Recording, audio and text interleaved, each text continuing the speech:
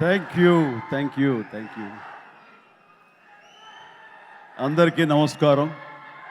మరీ ముఖ్యంగా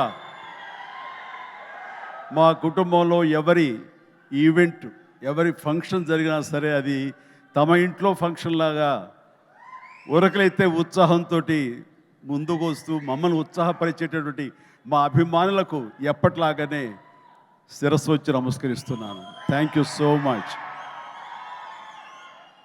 ఎప్పటికప్పుడు మీరు చూపించే ఉత్సాహం మమ్మల్ని ముందుకు నడిపిస్తుంటుంది. ఆ రకంగా మరొక్కసారి ఇక్కడున్న ప్రతి అభిమానులకు, అలాగే టీవీల్లో వీక్షిస్తున్న ప్రతి అభిమానులకు హృదయపూర్వక నమస్కారాలు తెలియజేస్తున్నాను. నేను నాలుగైదు రోజుల క్రితం అమెరికాలో ఉన్నాను. అక్కడికి ఒక మెసేజ్ వచ్చింది వరుణ్ తేజ్ నుంచి. డాడీ నీతో ఏదో మాట్లాడాలి అని. సరే, అప్పట్లో డే అండ్ నైట్ రివర్స్ అవటం మూలంగా టైమింగ్స్ కుదరలేదు, మాట్లాడలేదు. జనరల్గా మాట్లాడాలి అని ఎప్పుడు మెసేజ్ పెట్టాడు. అనుకుంటే వచ్చేస్తాడు. నేను ఊళ్ళో లేను కాబట్టి తను రాలేకపోయాడు, మెసేజ్ పెట్టాడు. ఏమో పెద్ద అర్జెంట్ ఉంటే మళ్ళీ తనే మెసేజ్ పెడతాడు కదా అనుకున్నాను. సరే, 3 days బ్యాక్ 2 days బ్యాక్ వచ్చేసిన తర్వాత మళ్ళీ ఫోన్ చేసి రావాలంటే ఏమై ఉంటుందండి నాకు. ఎందుకంటే ఈ పిక్చర్ రిలీజ్ అవుతుంది, దీనికి ఒక ఈవెంట్ జరగబోతుంది అన్నది మైండ్లో లేక సరే రా అన్నాను. ఇలాగా మా ఫంక్షన్ జరుగుతుంది, ఈ సినిమాకి నువ్వు ముఖ్య అతిథిగా రావాలి. నాకు తెలుసు నిన్ను బయట వాళ్ళు పిలుస్తారు, నువ్వు వెళుతుంటావు, కొంచెం ఎంతో కొంత ఇబ్బంది ఉంటుంటుంది. అలాంటి ఇబ్బంది నీకు కలుగ చేయకూడదని చెప్పేసి ఎప్పుడు నేను అడగను. ఎప్పుడు ముఖం దాకా వచ్చావో తర్వాత ఇంకో దానికి వచ్చావో లేదో, అంతేగాని మళ్ళీ నాళ్ళ తర్వాత నువ్వు వస్తే బాగుంటుందని. ఎందుకంటే నీలాంటి వ్యక్తి ఇంత గొప్ప హీరోస్, మన బార్డర్లో ఫైట్ చేసేటువంటి హీరోస్ మీద ఒక సినిమా చేస్తున్నప్పుడు దాని గురించి 10 మందికి తెలియజెప్పేలాగా, 10 మంది మోటివేట్ అయ్యేలాగా మీరు కనుక ఆ ఫంక్షన్లో పార్టిసిపేట్ చేస్తే ఆ యొక్క రీచ్ వేరు. రండి అని చెప్పేసి పిలిచిన వెంటనే ఇది గొప్ప అవకాశం నాకు. అది నేను రావడం వాళ్ళకి అవకాశం కాదు. ఇలాంటి గొప్ప సినిమా గురించి, ఇలాంటి గొప్ప హీరోల మీద తీసే సినిమా గురించి, మన బార్డర్లో ఉండే మన కోసం, మన రక్షణ కోసం, మన సరిహద్దులో ఫైట్ చేసేటటువంటి వారియర్స్ గురించి ఇలాంటి సినిమా తీసినప్పుడు దాని గురించి 4 మాటలు చెప్పడం అనేది నాకు దక్కినటువంటి గొప్ప అవకాశంగా నేను భావిస్తుంటాను. అలాగా ఈ ఫంక్షన్ రావడం అనేది నాకు నిజంగా చెప్తాను చాలా గర్వంగా ఉంది. సో ఇందులో ఉండే పాయింట్స్ ఏమిటి అన్నప్పుడు, నాకు ఎప్పుడైతే పుల్వామాలో జరిగినటువంటి ఈ టెర్రరిస్ట్ అటాక్ ఉంది, అది ఒక బ్లాస్ట్ అయ్యి 40 మంది సిఆర్పిఎఫ్ వాళ్ళు చనిపోవటం చూసాము. ఇందాక లాస్ట్లో నేను లాంచ్ చేసిన సాంగ్లో చూసినప్పుడు నాకు ఆ విజువల్సే కనిపించాయి. ఎంత హృదయ విదారకంగా ఉందంటే, సినిమాల్లో మనం కొంతవరకు చూపించగలం, నిజంగా నిజ జీవితంలో ఎంతమంది ఎంత హృదయ విదారకమైనటువంటి పరిస్థితి. అలాంటి ఫ్యామిలీస్కి, వాళ్ళకి ఆ చనిపోయిన వాళ్ళకి నివాళులు అర్పించేలాగా ఒక ప్రతీకారం తీర్చుకోవాలనే కక్షతోటి మన ఇండియన్ ఎయిర్ ఫోర్స్ చేసినటువంటి పెద్ద సాహసం, చేసిన యుద్ధమే ఈ cinema. If I'm right, I right? Yeah. So అది సరిగ్గా నేను అవును వరుణ్, నాకు అక్కడ ఒక్కసారి ఈ వ్యాలంటైన్స్ డే ఏంటి, ఏదైనా రొమాంటిక్ టచ్ ఉందా ఏంటి, ఇందులో ఏదైనా సినిమాని కమర్షియలైజ్ చేశారంటే లేదు. February 14th నాడు ఈ సర్జికల్ స్ట్రైక్ చోటు చేసుకుంది. కాబట్టి దానికి సినిమా పరంగా మేము పెట్టుకున్నటువంటి ఈ పేరు ఇది వ్యాలంటైన్స్, ఆపరేషన్ వ్యాలంటైన్స్ డే అని చెప్పేసి. వెరీ సెన్సిబుల్గా ఉంది, బాగుందని అన్నాను. ఆ తర్వాత ఈ సినిమా గురించి తను మాట్లాడుతూ, first of all Shakti Pratap Singh director.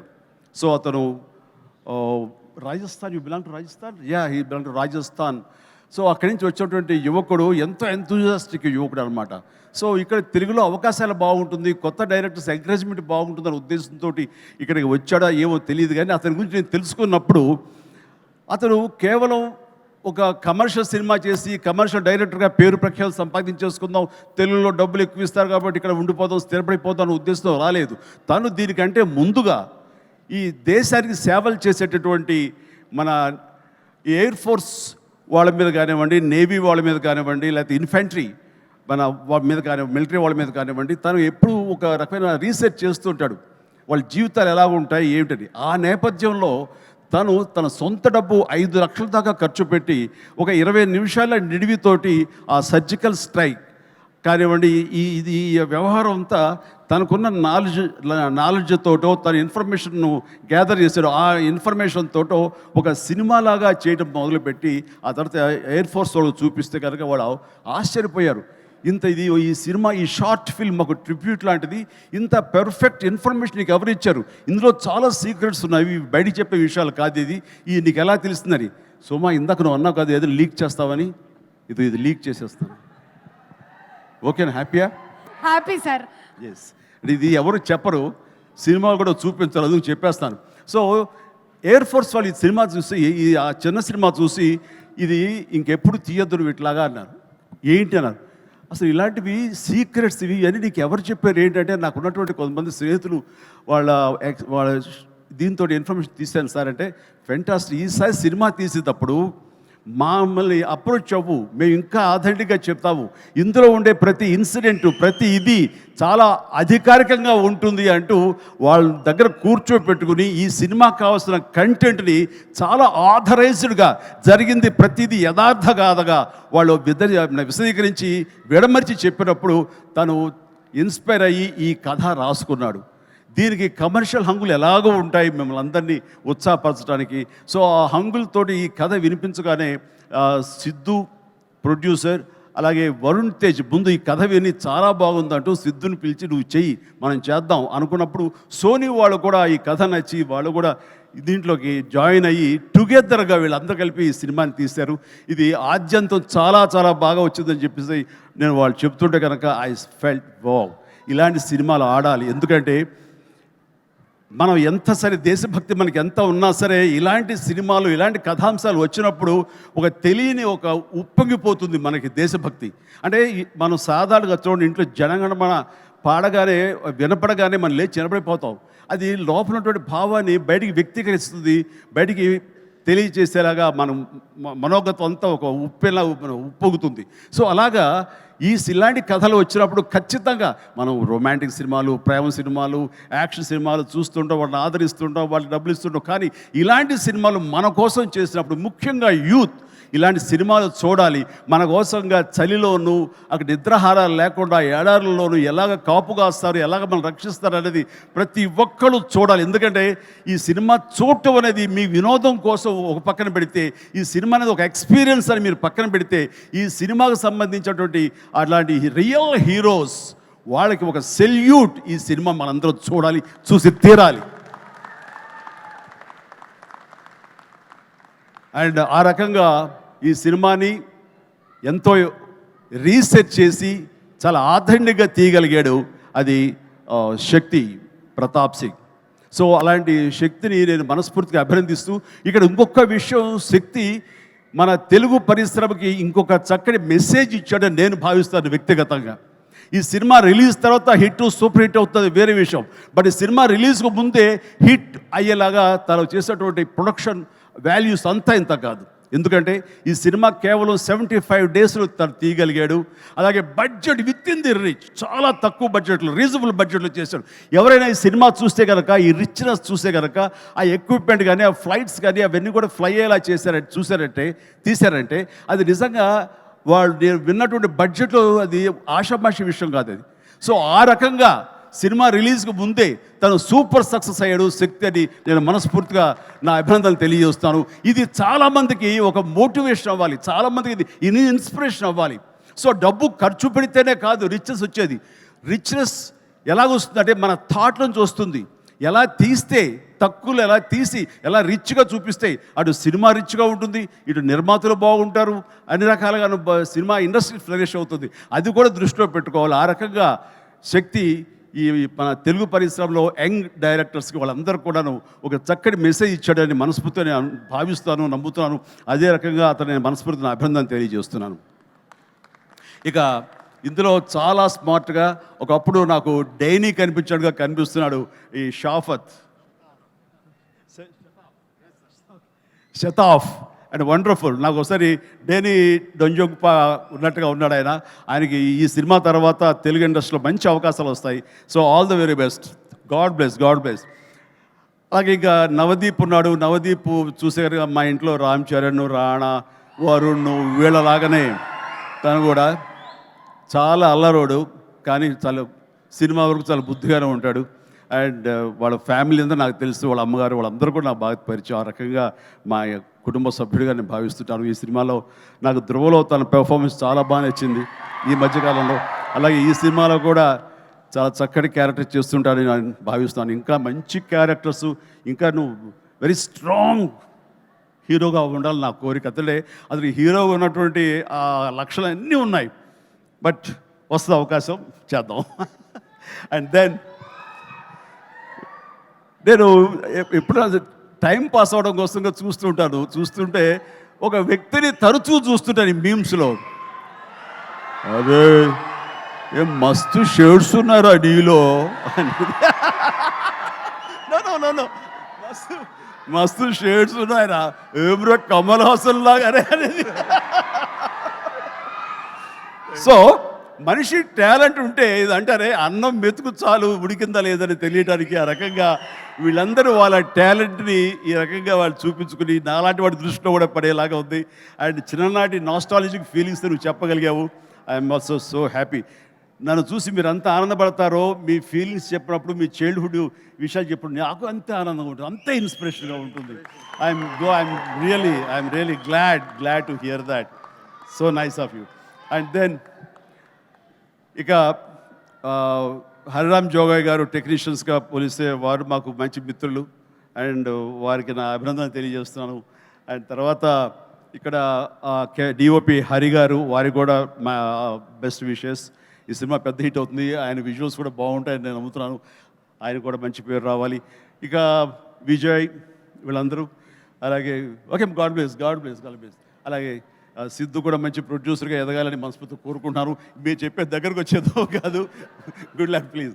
And then ఇక్కడ యంగ్ డైరెక్టర్స్ చాలామంది వచ్చారు, కరుణాకర్ ఇలాంటి వీళ్ళందరూ కూడాను ఈ సినిమాలో వాళ్ళ సినిమా అన్నట్టుగా భావించి వాళ్ళు చెప్పినటువంటి మంచి మాటలు, గుడ్ విషెస్ ఈ సినిమాకి బలంగా ఉంటాయి. ఇక అందరి గురించి చెప్పి, నా బిడ్డ వరుణ్ తేజ్, చిన్నప్పుడు సరే అందరూ ఒకే చోట తిన్నాము, ఒకే చోట పెరిగాము, ఒకే చోట పడుకున్నాము. వాళ్ళ జీవితం అంతా నాతోటే.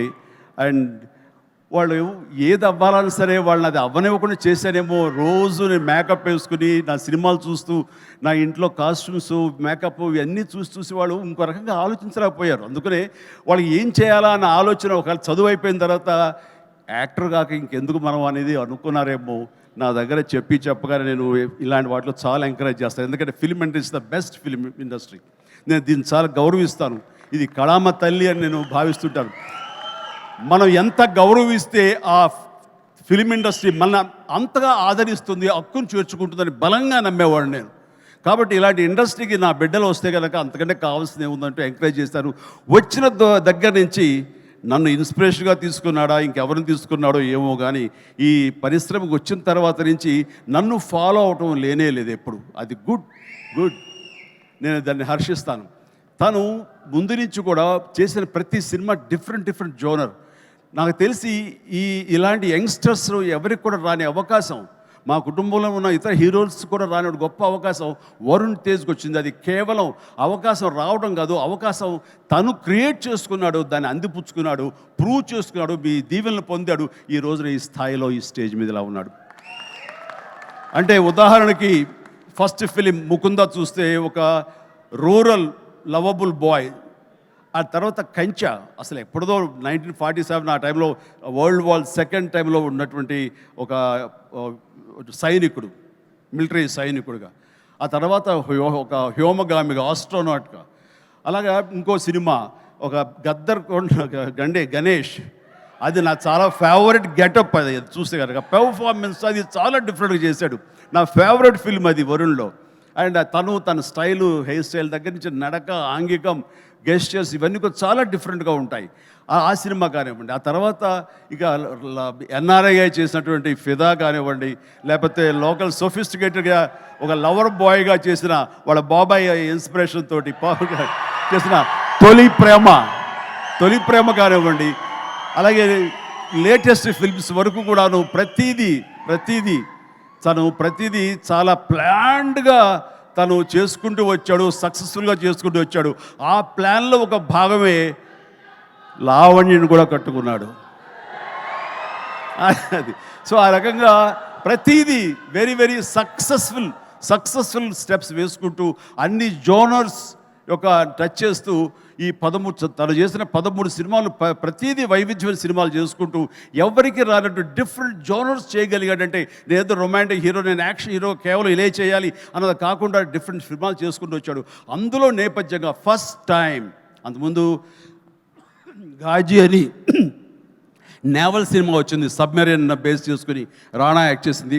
ఆ తర్వాత ఎన్నో మిలిటరీ బేస్డ్ సినిమాలు వచ్చి ఉంటాయి, ఉన్నాయి కూడాను. కానీ air strike, surgical strike, air force మీద సినిమా మాత్రం మన తెలుగులో ఇదే మొట్టమొదటి సినిమా. ఇలాంటి సినిమా రావడం అన్నది విజువల్ ఇంపాక్ట్ ఉంటుంది, మీ అందరికీ visual feast.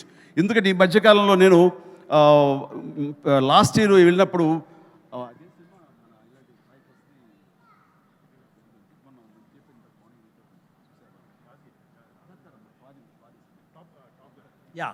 Top gun cinema చూశాను. టాప్ గన్ సినిమా చూసే ఇంత బాగా మనం చేయగలమా, ఎంత బాగా చేశారు అండ్ అంటూ నేను చాలా ఆశ్చర్యపోయాను విజువల్స్కి. అది 1 year బ్యాక్ చూసిన సినిమా అది. ఈరోజు చూస్తే కనుక మనలో మన తెలుగు వాళ్ళు, మన వరుణ్ తేజ్, మన సిద్ధు, మన శక్తి వీళ్ళందరూ కలిపి అలాంటి సినిమాని ఇక్కడ ఈజీగా చేసి అవతల పడేశారంటే టాలెంట్ అనేది ఎవడబ్బా సొత్తు కాదు, మనం కూడా ఆ స్థాయిలో ఉన్నాము. ఆ స్థాయిలో ఉన్నావు అనేది మరొక్కసారి ఈ సినిమా ద్వారా నిరూపించబడుతుంది. ఇలాగే వండర్ఫుల్గా చేశారు వాళ్ళందరూ. అండ్ ఈ రోజున అలాంటి విజువల్స్ తోటి సినిమా చూడలేదు ఒక వండర్ఫుల్ ఒక ఎక్స్పీరియన్స్ ఇది నేను అనుకుంటున్నాను. ఆ ఎక్స్పీరియన్స్ ప్రతి వాళ్ళు అనుభవించాలి, ప్రతి వాళ్ళు చూసి తినాలి. అది నాకైతే మాత్రం March 1st ఎప్పుడో చేస్తుందా, ఎప్పుడు చూద్దామని అన్నీ కుదిరితే కనుక ముందు రోజు చూపిస్తానని భావిస్తాను నేను. ఓకే చూద్దాం. బట్ ఇలాగా ఈ సినిమాకి పనిచేసేటువంటి ప్రతి ఒక్కళ్ళు, అలాగే మ్యూజిక్ అవకాశం ఎంత ఉందో తెలియదు కానీ మంచి ఆర్ఆర్ తోటి అద్భుతంగా చేయగలడు mayor, Vicky J mayor. And of course ప్రతి ఒక్కరికి ప్రతి టెక్నీషియన్స్కి నా హృదయపూర్వక అభినందన తెలియజేస్తూ ఈ సినిమా పెద్ద హిట్ అవుతుంది. ఈ సినిమాని హిట్ చేయటం అనేది తీయటం వరకు వాళ్ళ బాధ్యత. హిట్ చేసి ఆ రకంగా మన సైనికులకు నివాళులు ఇవ్వాల్సింది, ట్రిబ్యూట్ ఇవ్వాల్సినటువంటి బాధ్యత, వాళ్ళకి సెల్యూట్ చేసే బాధ్యత మనందరి మీద ఉంది. జై హింద్.